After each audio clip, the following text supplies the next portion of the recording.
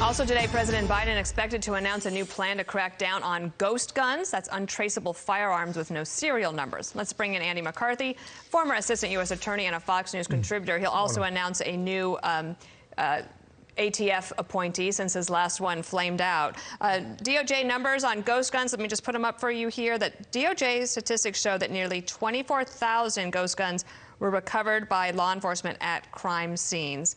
And in New York, that certainly has gone up, with 131 recovered from January 1st through last Wednesday. What do we need to know about this move by the Biden administration?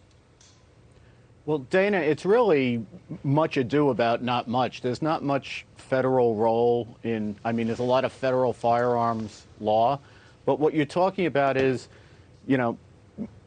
making regulatory record-keeping requirements which make it more difficult for law-abiding people to comply with the laws and obtain firearms, but they don't really do anything as a practical matter with respect to the people you're actually worried about, which are the people who commit violent crimes.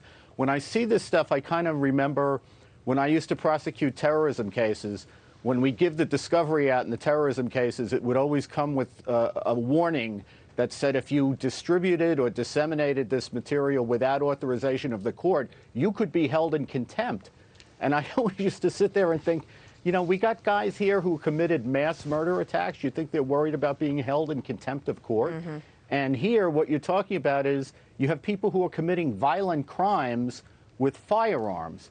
And, if you didn't have record-keeping regulations on ghost guns, you would go back to what you had before there were ghost guns, which is you have serial number requirements. And when you get to the violent crime cases, what we always used to get were guns that had the serial numbers obliterated.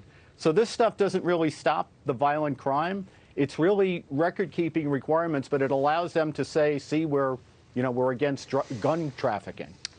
Andy, let's show our viewers, Dana mentioned New York. Here's New York specifically, year-to-date. Major crimes up 44, shooting victims up 14.5, shootings 13, robbery, you see 47, and burglary there. That's for New York. Go out to Chicago, year-to-date through April 3rd, total crime up 36% in Chicago.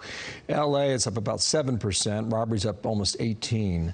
So if the president is going to write a new rule, can that rule be effective, given your previous answer, or will it be challenged and ultimately be moot?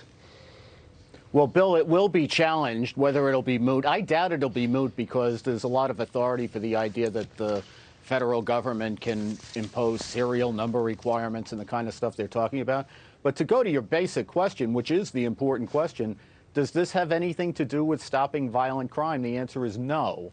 And we know what stops violent crime, which is intelligence-based active policing, where you send the police into the areas where the intel is telling you that crime is spiking, and they show the flag and they get active and they infiltrate gangs and that kind of stuff.